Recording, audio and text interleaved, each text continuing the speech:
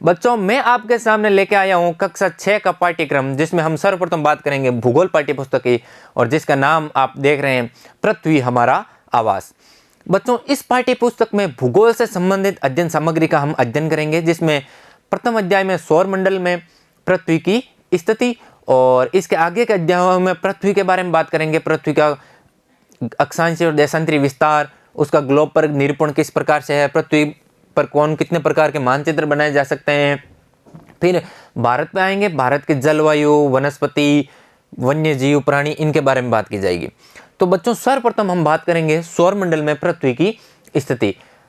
आइए शुरू करते हैं। बच्चों ये जो आप चित्र देख रहे हो, इसमें जो सूर्य है वो अपने इस सौरमंडल के केंद्र में स्थित है। यह सौरमंडल का क्या हो गया, अपने सामने केंद्र हो गया, और इस केंद्र में सूर्य विद्यमान है। अगर आपसे पूछा जाए कि सौरमंडल के केंद्र में कौन विद्यमान है, तो उसका उत्तर निकल के आएगा अपने सामने सूर्य। और इस सूर्य से एक निश्चित पथ में यह ग्रह दूरी के अनुसार विद्यमान है, और वो निश्चित पथ है दीर्घवृत्ताकार, जिसमें सबसे नजदीकी ग्रह बुध, शुक्र, पृथ्वी, मंगल, बृहस्पति, शनि, अरुण और वरुण। वरुण सबसे दूर स्थित ग्रह है और बुध सबसे नजदीक स्थित ग्रह है। जो सूर्य के सबसे नजदीक स्थित ग्रह होगा वो सबसे कम समय में सूर्य के चारों ओर एक चक्कर लगा लेगा, और जिसको बोलते हैं परिक्रमण काल। अर्थात बुध का परिक्रमण काल सबसे कम होगा, और वरुण यानी नेपच्यून का परिक्रमण काल सबसे अधिक समय का होगा। अब बच्चों बात की जाए, आपके सामने ये जो लाल कलर में एक पट्टिका दिख रही है आपको, बृहस्पति ग्रह और मंगल ग्रह के बीच में ये जो पट्टिका विद्यमान है, ये असंख्य छोटे छोटे क्षुद्र ग्रहों की ये पट्टिका है, और इस पट्टिका के द्वारा इन 8 ग्रहों को 2 भागों में बांटा गया है। इस लाल पट्टिका ने इन 8 ग्रहों को 2 भागों में बांट दिया। इस पट्टिका और सूर्य के बीच में स्थित ग्रह कहलाएंगे अपने आंतरिक ग्रह, और इस पट्टिका के जो बाहर की साइड में स्थित ग्रह हैं वो कौन से ग्रह कहलाएंगे, बाह्य ग्रह। ये बाह्य ग्रह कहलाएंगे इस पट्टिका के जो बाहर स्थित है, और इस पट्टिका के जो अंदर की और सूर्य की तरफ स्थित है वो कहलाएंगे आंतरिक ग्रह।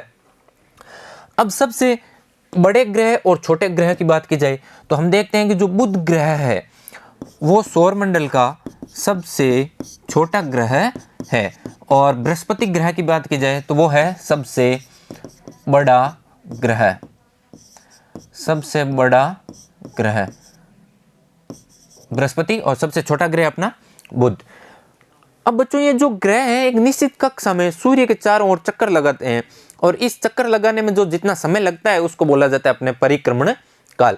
तो जो सबसे नजदीक स्थित ग्रह होगा उसका परिक्रमण काल उतना ही कम होगा, और जो जितना दूर स्थित ग्रह होगा उसका परिक्रमण काल ज्यादा होगा। अब इनके परिक्रमण काल की एक सामान्य जानकारी हम ले लेते हैं कि जो बुध ग्रह है, बुध ग्रह का परिक्रमण काल 88 दिन का है, और शुक्र ग्रह है अपना, और इसका है 255 दिन का। पृथ्वी का आप देख रहे हैं 365 दिन, और पृथ्वी अपने अक्ष पर घूर्णन लगाती है 1 दिन में। पृथ्वी के चंद्रमाओं की संख्या, चंद्रमा से तात्पर्य है यहाँ पे उपग्रह। किसी भी ग्रह के जो चारों ओर चक्कर लगाते हैं, जो खगोलीय पिंड होते हैं, उनको क्या बोला जाता है, उपग्रह।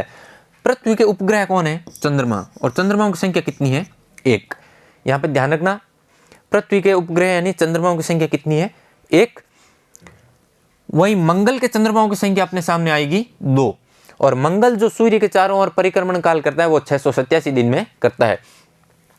ये जो 4 ग्रह आप इस स्लाइड में देख रहे हैं, इन चारों ग्रहों को सम्मिलित रूप से क्या बोलेंगे, आंतरिक ग्रह। इनको आंतरिक ग्रह बोलेंगे। आंतरिक ग्रह वे ग्रह हैं जो सूर्य के नजदीक में स्थित है। आप देख सकते हैं इस स्लाइड में कि ये जो सूर्य के सबसे नजदीक और इस पट्टिका के जो अंदर ये 4 ग्रह स्थित है, इनको आंतरिक ग्रह बोला जाता है। अब ये जो आंतरिक ग्रह है इनका निर्माण कैसे हुआ, और बाह्य ग्रहों से ये अलग है इसलिए इनका निर्माण कुछ अलग तत्वों से हुआ होगा। तो आंतरिक ग्रह सूर्य के बहुत अधिक नजदीक है, और इनका निर्माण हुआ है चट्टानों से। अब आपसे प्रश्न पूछा जा सकता है कि आंतरिक ग्रह और बाह्य ग्रह, इनमें तुलनात्मक विवरण प्रस्तुत कीजिए। तो आप लिख सकते हैं आंतरिक ग्रह सूर्य के नजदीक है, तो बाह्य ग्रह सूर्य से अधिक दूरी पर स्थित है।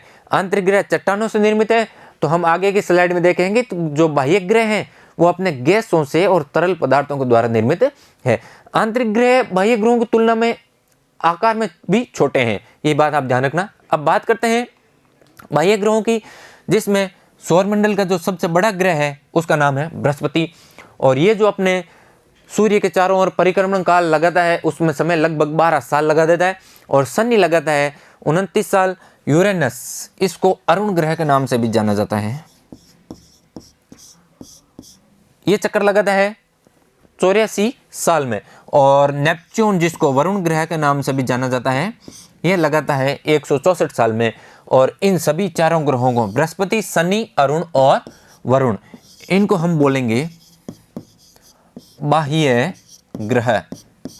बाह्य ग्रह आंतरिक ग्रहों से इस दृष्टि से भिन्न है। अभी बात किया कि आंतरिक ग्रह सूर्य से अधिक नजदीक है तो बाह्य ग्रह सूर्य से दूर है। आंतरिक ग्रह आकार में छोटे हैं तो वहीं बाह्य ग्रह आकार में क्या होंगे, बड़े होंगे, विशाल होंगे। आंतरिक ग्रहों का निर्माण बच्चों चट्टानों से हुआ है, तो वहीं हमने बात किया कि जो बाह्य ग्रह हैं उनका निर्माण गैसीय पदार्थ और तरल पदार्थों के द्वारा हुआ है। ये बात यहाँ पे आपको ध्यान रखना है, प्रश्न पूछा जा सकता है। आंतरिक ग्रह और बाह्य ग्रहों की तुलना कीजिए। अब बात करते हैं खगोलीय पिंडों के बारे में। तो बच्चों, आसमान में कोई भी वस्तु, सूर्य है, चंद्रमा है या अन्य कोई भी पिंड है जो हमको रात्रि काल में या दिन में चमकती हुई अवस्था में दिखाई देते हैं, उन सभी पिंडों को किस नाम से जाना जाएगा, खगोलीय पिंड। अब खगोलीय पिंडों को भी 2 भागों में बांटा गया है, अलग अलग भागों में।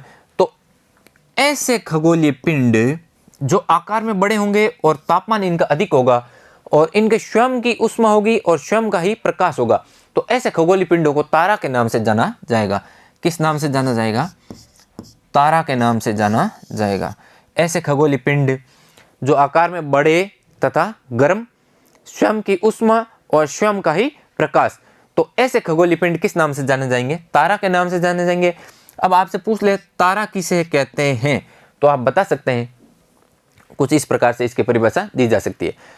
और सूर्य, इन खगोलीय पिंडों को तारा कहते हैं। सूर्य सौरमंडल का सबसे बड़ा और विशाल तारा है और अन्य तारे आकार में तुलनात्मक रूप से छोटे और पृथ्वी से अधिक दूरी पर स्थित होने के कारण ये ऊष्मा और प्रकाश को पृथ्वी तक भेज नहीं पाते, इसलिए हम लोगों को अन्य तारों का तापमान और प्रकाश महसूस नहीं हो पाता है।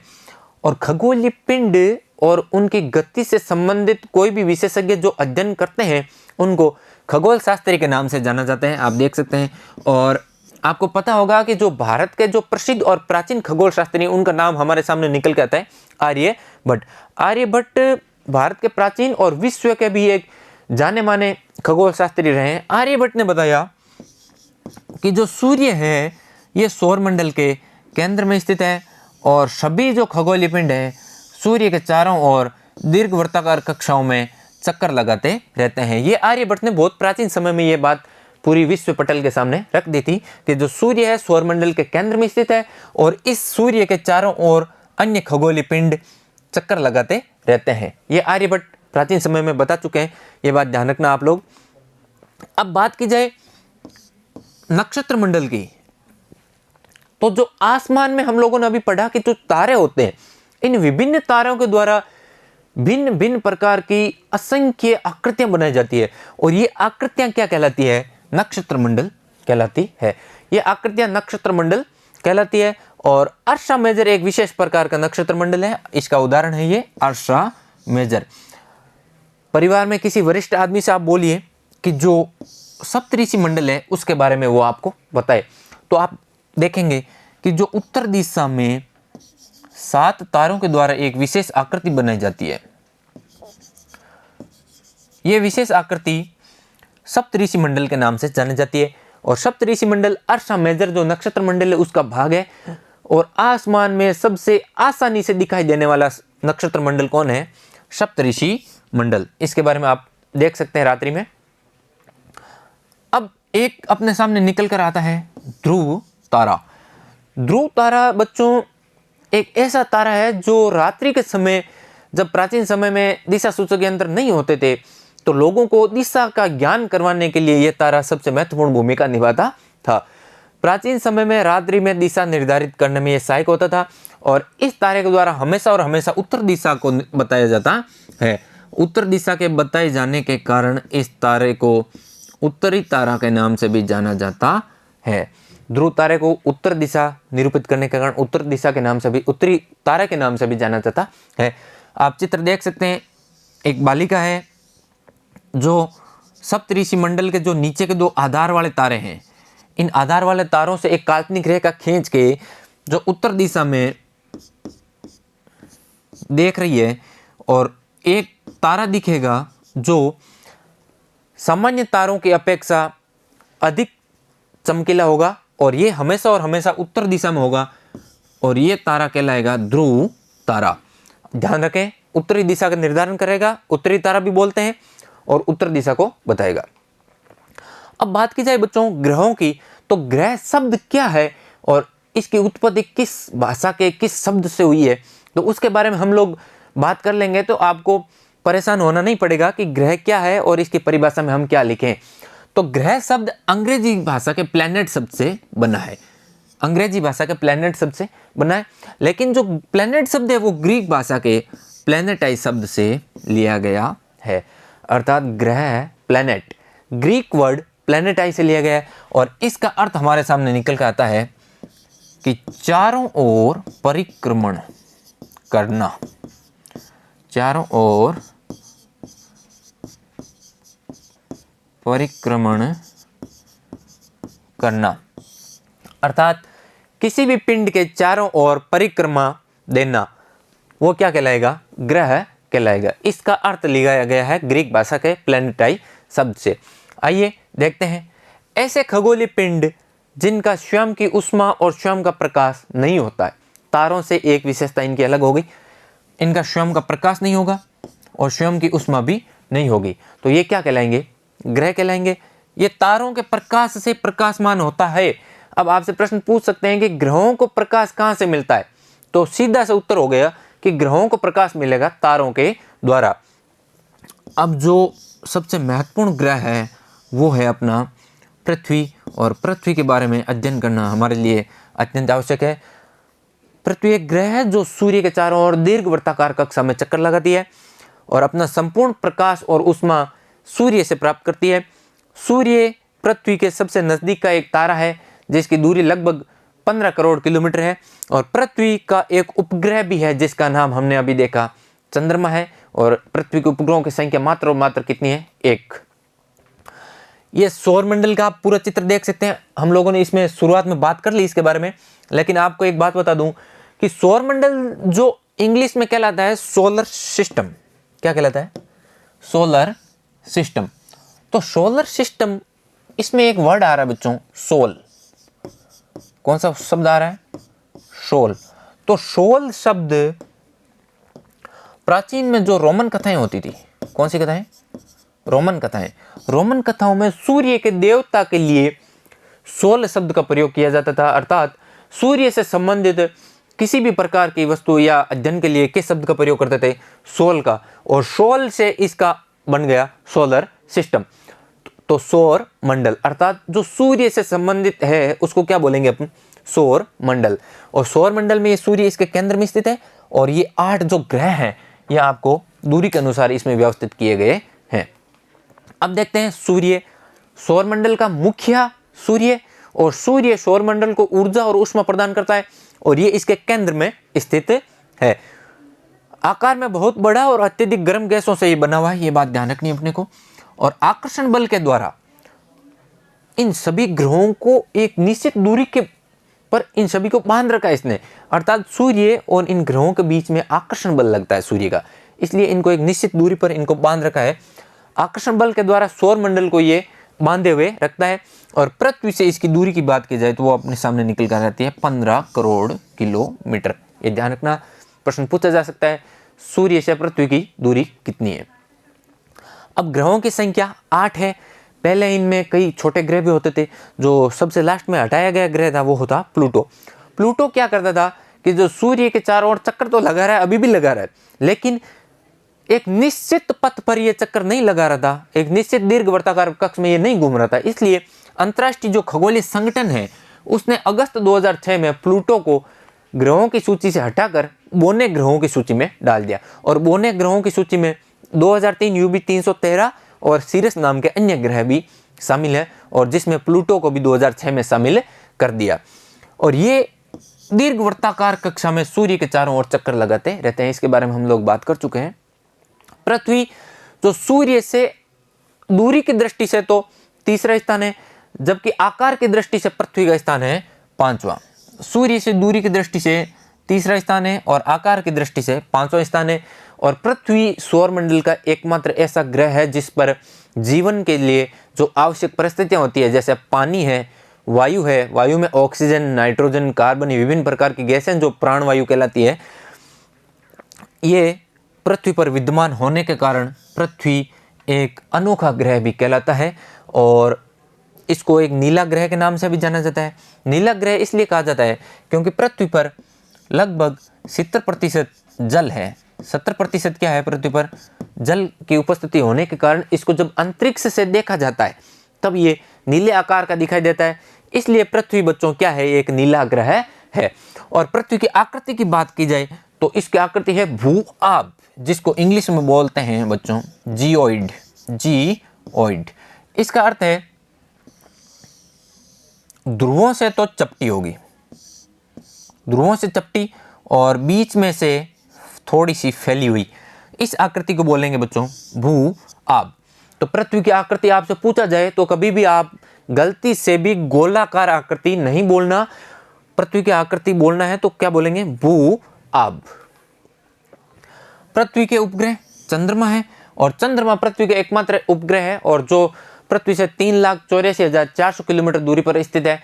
और पृथ्वी का एक चक्कर ये लगभग बच्चों 27 दिन में लगा लेता है। यहाँ पे एक बात ध्यान रखना, ये तो चंद्रमा का परिक्रमण काल है, लेकिन जो चंद्रमा अपनी अक्ष पर घूमता है वो भी लगभग 27 दिन में ही घूम लेता है। और इसलिए पृथ्वी से देखेंगे तो हमेशा और हमेशा चंद्रमा का एक ही भाग दिखाई देगा, और एक भाग दिखाई देगा। इसलिए पृथ्वी का एक चक्कर लगभग परिक्रमण काल और घूर्णन काल समान होने के कारण ये एक भाग दिखाई देता है। इसकी सतह पर जीवन जीने के लिए किसी भी प्रकार की कोई भी अनुकूल परिस्थिति अभी तक विद्यमान नहीं है। और इसकी सतह पर विभिन्न प्रकार के पर्वत भी हैं, मैदान भी हैं, गड्ढे हैं, और इन गड्ढों की जो छाया पड़ती है इसको हम बच्चों जो पूर्णिमा की रात्रि होती है, पूर्णिमा की रात्रि में चंद्रमा पर जो विभिन्न प्रकार की छाया दिखती है वो पर्वत, मैदान और गड्ढों की होती है। और ये आसमान से लिया हुआ सैटेलाइट से चंद्रमा का चित्र है जो आप देख सकते हैं। क्षुद्र ग्रहों की बात की जाए तो क्षुद्र ग्रहों की बात हम लोगों ने देखा प्रथम स्लाइड में कि जो मंगल ग्रह और बृहस्पति ग्रह के बीच में जो असंख्य छोटे छोटे ग्रह हैं जो ग्रहों से टूटकर बने हुए हैं वे क्या कहलाते हैं? क्षुद्र ग्रह कहलाते हैं। और ये भी सूर्य के चारों ओर चक्कर लगाते हैं। और इस चित्र में आप देख सकते हैं कि ये कुछ इस प्रकार से हैं इनकी स्थिति। क्षुद्र ग्रहों की छोटे छोटे पिंड होते हैं ये, और क्षुद्र ग्रहों से मिलते जुलते पिंड होते हैं उनको उल्का पिंड बोला जाता है बच्चों। क्या बोलेंगे? उल्का पिंड बोलेंगे। उल्का पिंड पत्थरों के टुकड़े होते हैं, ये भी सूर्य के चारों ओर चक्कर लगाते रहते हैं। अब उल्का पिंडों के एक प्रवृत्ति ये रहती है कि ये पृथ्वी की तरफ आने की प्रवृत्ति रखते हैं, और पृथ्वी के अत्यधिक नजदीक आने के कारण ये पृथ्वी के वायुमंडल में जैसे ही प्रवेश करेंगे बच्चों, आकर्षण बल और इनके जो घर्षण बल है, घर्षण बल के द्वारा ये उल्का पिंड जलकर आसमान में क्या हो जाते हैं? राख हो जाते हैं। लेकिन कई कई उल्का पिंड आकार में क्या होते हैं? बड़े होते हैं। आकार में बड़े होने के कारण ये पृथ्वी पर गिर जाते हैं। पृथ्वी पर क्या कर जाते हैं बच्चों? गिर जाते हैं। और इनके गिरने से पृथ्वी के ऊपर गड्ढा का निर्माण होगा, और इस गड्ढे में पानी भर जाने के बाद में ये झील में परिवर्तित हो जाएगा। तो उल्का पिंड यदि पृथ्वी के ऊपर गिर गया तो एक गड्ढे का निर्माण होगा, और उस गड्ढे में आगे जाके पानी भरेगा तो इसका झील का निर्माण होगा। आप देखेंगे जो महाराष्ट्र राज्य है, कौन सा राज्य बच्चों? महाराष्ट्र राज्य। इसमें लोनार नाम की एक झील है, लोनार की झील। तो लोनार की झील है जो आपकी उल्का पिंड के द्वारा निर्मित झील है। आप लोग देख सकते हैं, अगर आपसे पूछा जाए कि भारत में उल्का पिंड के द्वारा निर्मित झील कौन सी है तो आप बता सकते हैं कि लोनार की झील जो महाराष्ट्र राज्य में स्थित है उल्का पिंड के द्वारा निर्मित झील है। अब बात की जाए आकाशगंगा की, तो बच्चों आप देखेंगे कि जो प्राचीन भारत की कथाएं होती थी उनमें आसमान में प्रकाश की एक बहती हुई गंगा यानी नदी सरिता की तरह तुलना की जाती थी, इसलिए इनको प्रकाश की जो सरिता बहती थी उसको आकाश गंगा का नाम दे दिया। और इसमें तारों के लाखों समूहों का एक व्यवस्था होती है और एक ओर से दूसरी ओर फैली चौड़ी सफेद पट्टी की तरह होती है, जिसको आकाश गंगा के नाम से जाना जाता है। अब एक चित्र दिखाई दे रहा है जिसमें केंद्र में एक बालिका स्थित है और ये बालिका पृथ्वी पर स्थित है। पृथ्वी की बात की जाए तो ये पृथ्वी सौरमंडल का एक भाग है और सौरमंडल का एक भाग है पृथ्वी, और सौरमंडल आकाशगंगा का भाग हो गया। और आकाशगंगा के बाहर जो विस्तृत रूप से फैला हुआ भाग है ये हमारे सामने ब्रह्मांड के नाम से जाना जाएगा। किस नाम से जाना जाएगा? ब्रह्मांड। ब्रह्मांड के नाम से जाना जाएगा, जो आकाशगंगा के बाहर का स्थित भाग है। अर्थात ब्रह्मांड का एक भाग आकाशगंगा, आकाशगंगा का एक भाग सौरमंडल, सौरमंडल का एक भाग पृथ्वी, जिसके ऊपर हम सभी लोग निवास करते हैं। तो बच्चों, आशा करता हूं आपको ये संपूर्ण अध्याय समझ में आया होगा और इसके आगे के अध्याय में मैं आपके लिए लेके आऊँगा ग्लोब, अक्षांश और देशांतर का। लेकिन उससे पहले मैं आपके सामने इस अध्याय से संबंधित जितने भी प्रश्न हैं उन प्रश्नों का भी एक वीडियो लेके आऊँगा। तब तक के लिए धन्यवाद।